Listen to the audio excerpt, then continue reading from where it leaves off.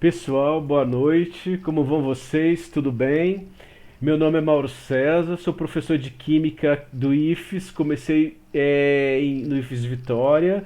Dou essa disciplina de Química Inorgânica há 15 anos, quando começamos lá em Vitória pelo concurso de licenciatura em Química.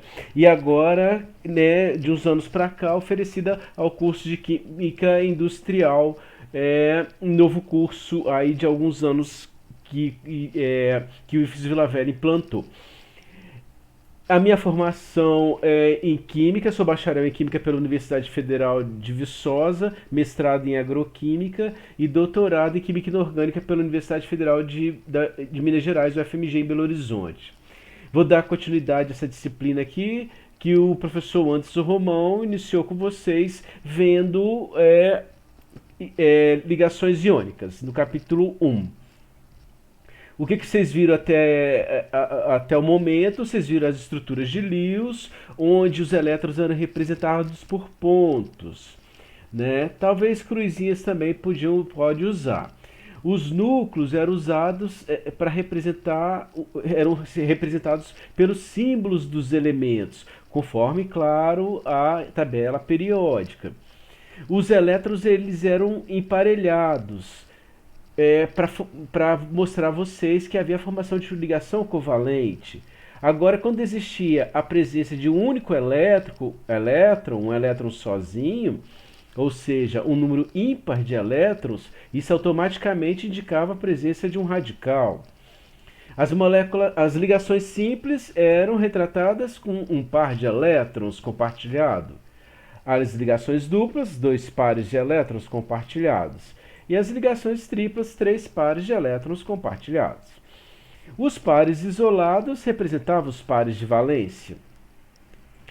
Vocês viram também a teoria de ligação de valência, onde os átomos compartilhavam elétrons, mas eles ainda permaneciam com caráter original, né, mesmo após a ligação.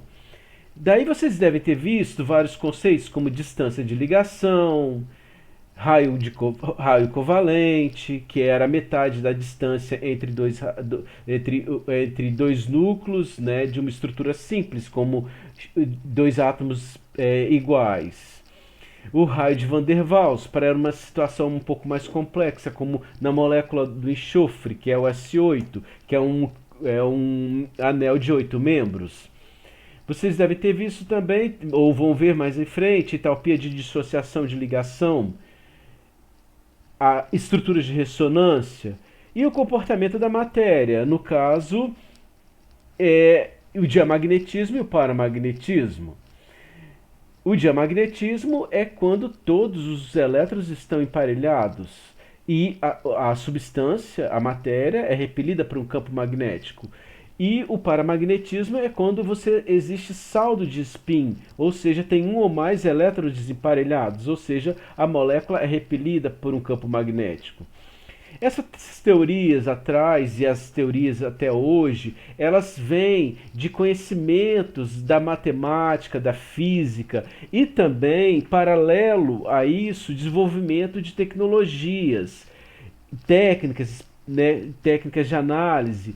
Por exemplo, para você determinar um raio, então havia um conhecimento de matemática que permitia ter um aparelho na década lá dos anos 1920 de espectroscopia de micro-ondas ou de espectroscopia de raio-x. Então, as técnicas são desenvolvidas via o desenvolvimento da ciência, da matemática e da física, para depois ser aplicada na química, nas explicações das diversas teorias, dos comportamentos da matéria. Mas depois vieram algumas questões que essas teorias anteriores não explicavam. As estruturas de Lewis não explicavam por que o oxigênio é atraído por um campo magnético. Se o oxigênio ele é atraído por um campo magnético, ele tem spins desemparelhados. E na estrutura de Lewis que vocês viram lá, tem elétron desemparelhado na molécula de oxigênio? Não tem. Mas como explicar o comportamento magnético do oxigênio? Então vocês vão ver depois o primeiro vídeo nosso, que eu vou chamar de vídeo 1 lá no Moodle, lá no sistema. aqui no sistema, né?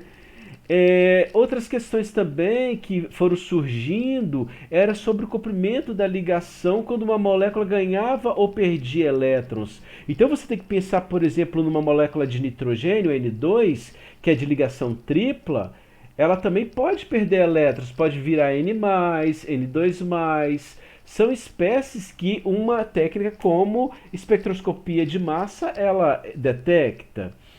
Então, qual seria a ligação, o comprimento de ligação dessas espécies? Uma outra questão é a energia de ionização da molécula e de um íon, né? Era algo que se perguntava. E também